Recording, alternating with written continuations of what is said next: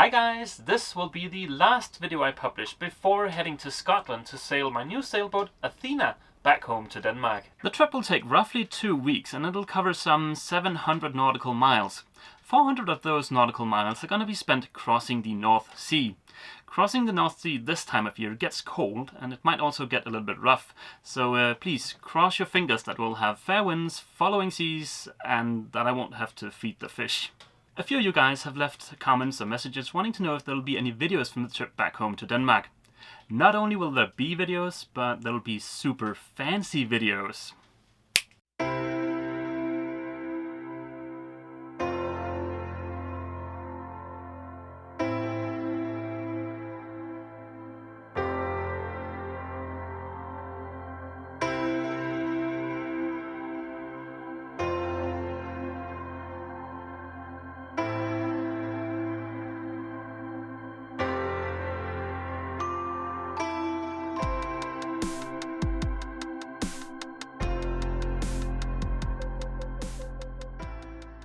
As you might have guessed by the footage you just saw, I'll be bringing along a drone or a quadrocopter. The footage you just saw was shot by me here in the marina about 4 days ago. I hope by bringing along a drone I'll be able to show you guys some of the amazing scenery there is in Scotland. Now I don't plan on doing just entire videos of nothing but drone footage, but rather I'd like to enhance the cruising videos with a little bit of aerial footage. I hope that'll make for some interesting videos. Now if there are any kind of topics that you'd like me to cover in those videos, be it pre-departure maintenance or passage planning or cooking aboard, just please go ahead and leave a comment down below. I'll bring my InReach with me to Scotland, and that means that you guys can keep tabs on us live, even during our 400 nautical mile trip across the North Sea. There's a link down in the description for a map where you can follow along, and I'll also be posting short updates to Facebook and Twitter. Very much like I intended to do on the trip from Portugal down to the Canary Islands. Of course, I ran into some technical issues on that trip, but hopefully we won't see those technical issues this time around. Please remember that if I for any reason stop posting position updates or updates to Facebook and Twitter, that in no way constitutes an emergency. More than likely it just means that this thing has died on me or that we're busy doing other things. So please don't be alarmed. I'll bring 2 huge duffel bags with me to Scotland, and these are basically packed full of all kinds of exciting equipment. Stuff that I think will make a big difference for us on the trip back home. I'll cover a few of the items in this video, but the rest will have to wait for the videos from the trip. First up is this thing. This is something I think will soon be a thing of the past. It is a navigational aid made out of dead trees. Of course, this is better known as a paper chart. This is the only up-to-date paper chart I'll bring along with me. It covers all of the North Sea, from Petershead all the way to Denmark. This is where we'll mark our position every 4 hours during the passage across the North Sea. Some people swear by paper charts, others swear by electronic chart plotters. I like a little bit of both. For coastal navigation, I'll be relying on the chart plotter aboard Athena. If that fails, I have the app from Navionics on my iPhone. And if that fails, I also have that app from Navionics on my iPad. And if that fails, I have OpenCPN on my laptop. And if that fails, well, then I'll time travel back to 1985 and use these charts.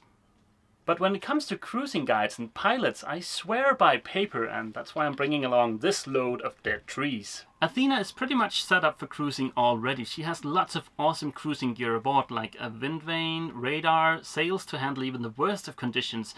But one thing she is desperately missing is a heat source. Now for the trip home, I've decided to bring something light, something portable, so I'm going to bring along a kerosene heater. Unfortunately, it hasn't shown up yet, but it looks like this. Of course, by using this kerosene heater, we're going to be forced to provide a bit of ventilation, and just to be on the safe side, I'm going to bring along my carbon monoxide detector. Using something like this kerosene heater isn't ideal because we run the risk of carbon monoxide buildup, and it'll also produce a bit of condensation, but just being able to raise the temperature down below by a few degrees will make it a lot more comfortable. Oh guys, it's 16 degrees Celsius outside. I've got the reflex stove on its lowest possible setting and I've got both of my hatches open, but it's still 31 degrees Celsius in here, so I think it's time to switch off the reflex stove. Okay, I apologize if I'm a bit flushed, but it is basically like a sauna in here right now. But yeah, let's push on ahead. I'll bring along the AIS transponder and the splitter I have here aboard Obelix. And while an AIS transponder is in no way required aboard a cruising boat, it's certainly a nice gadget to have. This will let any other boats with AIS receivers know my position and heading relative to theirs, and it'll also let me see any boats with AIS transponders and their position and heading relative to me. Now, unfortunately, the chart plotter aboard Athena doesn't have an NMEA 2000 connection. It only offers the much older NMEA 0183 standard, which means it'll be a little bit more involved for me to hook up the transponder to the chart plotter. But I think we'll get to that in the first video from Scotland. For a trip across the North Sea, bringing a bit of safety gear is definitely a good idea. Athena's off to a great start because she already has a VHF radio, a single sideband radio, a life raft, a mountain of flares and other bits and pieces. But I do have a few gadgets here aboard Obelix that I'd like to bring along, and that is my EPIRB, my PLB and also the AIS transponder I just mentioned. Quick question for you guys, what do all of these three gadgets have in common? Now, it's a bit of a trick question because I think it requires you to have seen some of my earlier videos, but bear in mind that this PLB, it's not programmed with the serial number of the device as it is in many countries, but it's programmed with my MMSI number. Well, I think I might just have given you guys the answer to the question there, because of course the common denominator between all these three devices is that they're all coded with Obelix's MMSI number. I don't know if this works the exact same way in every country in the world, but I might have a bit of a tip for you guys, and I hope you'll be able to use it if you're buying a new boat. So remember that an MMSI number is a globally unique number that identifies a particular vessel. So I was under the impression that when I was bringing Athena back home to Denmark, I'd have to get a new MMSI number for her. And that would put me in a bit of an awkward position because I have 5 gadgets here aboard Obelix that I'd like to bring with me aboard Athena, right? So I thought I'd have to have those gadgets reprogrammed, and that is kind of annoying because at least here in Denmark, you're looking at around $100 per device to have them reprogrammed with a new MMSI number. So yeah, that would be $500, an annoying waste of money, right? So I was talking to someone from the Danish Maritime Authorities, and I wasn't aware of this, but she told me that I could basically just do a name change on Obelix's registration, so that I'd change the name to Athena and just use those gadgets aboard Athena with that MMSI number. So she basically referred to it as doing a name change, but hey, what do I care? If it's legal and it works, I'm happy because I'm saving $500 and I don't have to ship my gadgets back to the manufacturer to have them reprogrammed. I know that was a kind of a long explanation, but I hope it's useful to some of you guys. In the last video, I mentioned that I'll host a very informal boat warming aboard Athena in Kirkcudbright on May 8th. Since then, I've received messages and comments from a lot of guys saying that they would have loved to swing by the boat, but they're sadly unavailable on that date. And that's a real shame because I really love meeting up with you guys. It is always a ton of fun. And if it wasn't for the fact that I do have a bit of a time constraint to get the boat back home to Denmark, I'd have loved to stick around in Kirkcudbright a bit longer to be able to meet more of you guys. But I do need to get going, so yeah. I think the next best thing will be for you guys to keep tabs on my position, either via my InReach feed or something like marinetraffic.com.